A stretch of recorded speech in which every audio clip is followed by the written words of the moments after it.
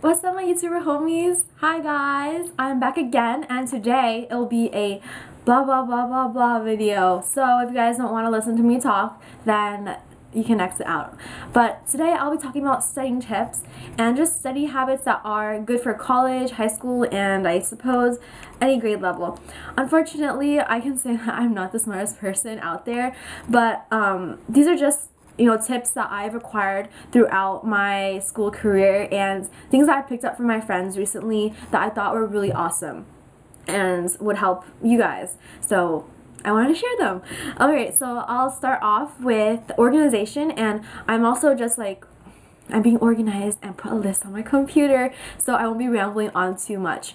Also, a heads up, I am going to make a fashion video that my friends are going to help me film, and that's going to be sometime this week, I think Thursday most likely, and I'll try to edit and upload that on the day of that I film as well. So we'll see how it goes depending on how tired I am that day, but yeah, expect a fashion video up, and it's gonna be filmed outside, so I'm really excited. Okay, top.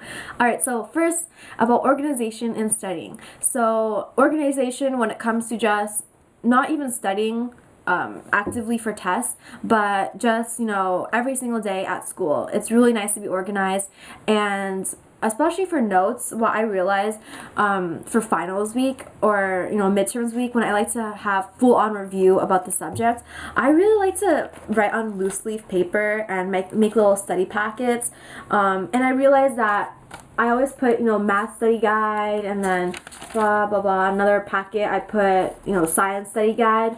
But a lot of times when I have so many loose leaf packets stapled together, it's really boring looking, and I have trouble, looking through all my papers and trying to find them.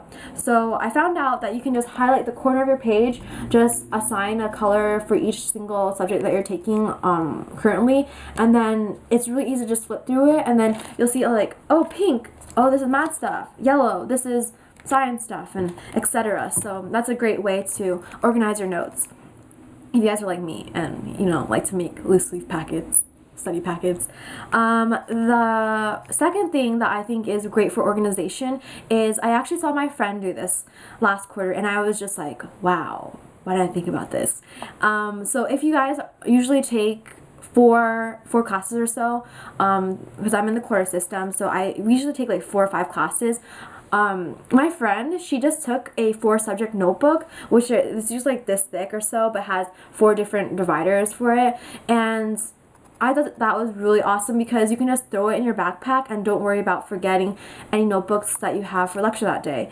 So I think that's great. I'm not sure if they sell like 5-subject notebooks or 6-subject notebooks, because I've just been using the 1-subject ones for most of my life, except for when I was in the 3rd grade or so. I'm not sure why a 3rd grader would use that.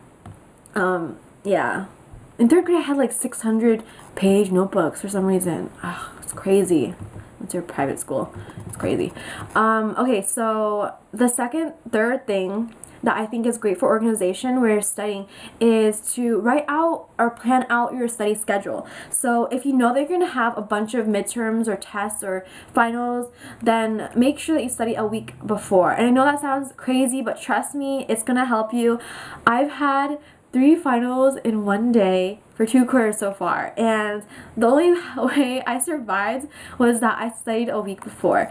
And what helps is just to keep your study goals high. So like the saying, shoot for the stars so you can land on the moon or land on the house roof, so you don't fall smack on the ground.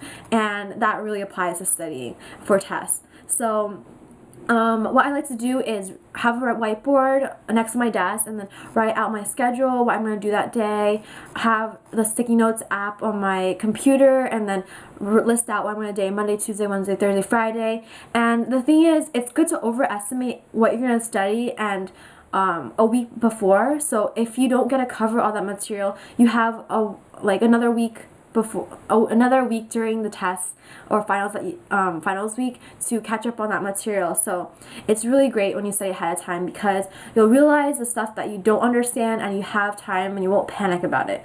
So that's always great. And again, with the whiteboard thing, I just love studying on whiteboards for some reason, because I don't know, paper, it's just a different medium, I suppose, and it just, I don't know, I feel like it stimulates a different part of your brain that helps you with visual memory. So I really like to just erase and rewrite formulas that I need to cover for certain subjects that I just can't get into my mind.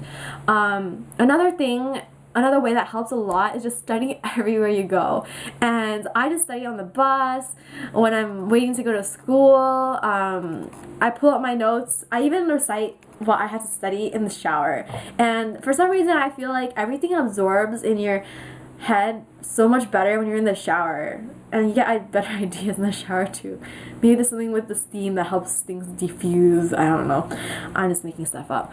But one way, this is so funny, a way you can make ghetto laminated index cards is you just take clear paper and then just stick it onto an index card, and then you can be sitting in the shower that way. I have actually done that for the classes that I had to hardcore memorize in, and it's kind of funny, but it really helps.